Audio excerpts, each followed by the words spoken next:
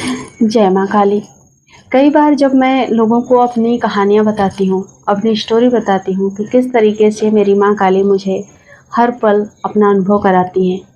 हर पल मुझे उनका उपस्थिति का आभास हो जाता है।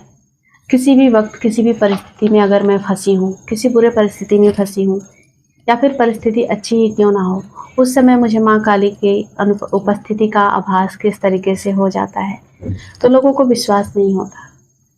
उन्हें लगता है कि ये सब कुछ एक भ्रम फैलाने का काम है या फिर ये एक मन का भ्रम हो सकता है, कोई बीमारी हो सकती है। कई लोग इसे वहम भी मानते होंगे।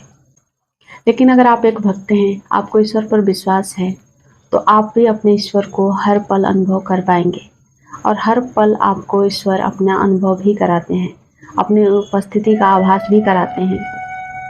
तो इसी से जुड़ा हुआ मुझे एक किस्सा याद आया और ये किस्सा आपने भी ज़रूर कहीं न कहीं सुना, पढ़ा होगा। ये किस्सा है, कहानी है। किस्सा कहानी तो अब है, लेकिन ये हकीकत है। उस समय का हकीकत जब सुकरात था। सुकरात जो कि एक बहुत ही बड़ा अपने आप को एक ईश्वर का भेजा हुआ पैगंबर या फिर दूत मानता था या फिर था, ऐसा वहाँ के लोगों का कहना है। एक बार वो समुद्र के किनारे टहल रहा था, तो उसने देखा एक बच्चा जो कि एक प्याले में समुद्र का पानी भर रहा है और उसको गिराता है, फिर रोता है, फिर भरता है, फिर गिराता है, फिर रोता है। और ये बार-बार की प्रक्रिया देखकर सुकरात उसके पास जाता है और पूछता है कि तुम ये क्या कर रहे हो और रो क्यों रहे हो? तब वो बच्चा कहता है कि मैं इस प्याले में समुद्र को भरने की कोशिश कर रहा हूँ।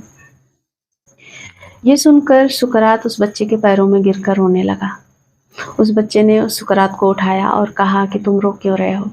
तो सुकरात ने कहा कि मैं जिस ज्ञान की खोज में वर्षों से भटक रहा था, मुझे लगता था कि मैंने जितनी बुद्धि है मेरी, जितनी छोटी सी बुद्धि है, उस बुद्धि से मैंने ईश्वर को जान लिया है, परमात्मा को जान लिया है।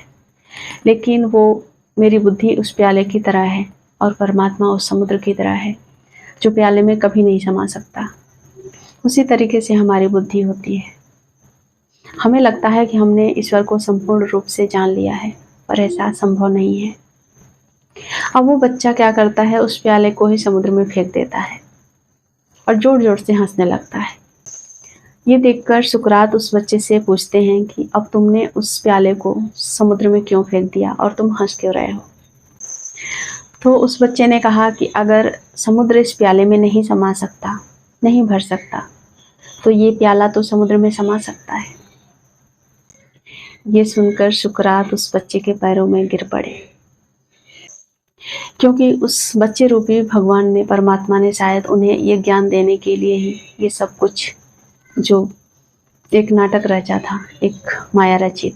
वैसे ही अगर हम चाहें तो हम ईश्वर में पूरी तरह से लीन हो सकते हैं, लेकिन अगर हम अपने में ईश्वर को लीन करना चाहें तो ये कभी नहीं हो सकता। और ये भी इस बात का प्रमाण है कि देवी देवता कभी भी किसी के ऊपर नहीं आते। देवी देवता की कृपा मिलती है, देवी देवता का अंश मिलता है, तरंग मिलती है। अगर आपको भी ऐसे ही मंत्र जाप, ध्यान, योग, कुंडलिनी, इन सब के बारे में कोई जानकारी चाहिए तो इस वीडियो के नीचे कमेंट करें, मैं आपको रिप्लाई ज़रूर करूँगी। जय माँ काली।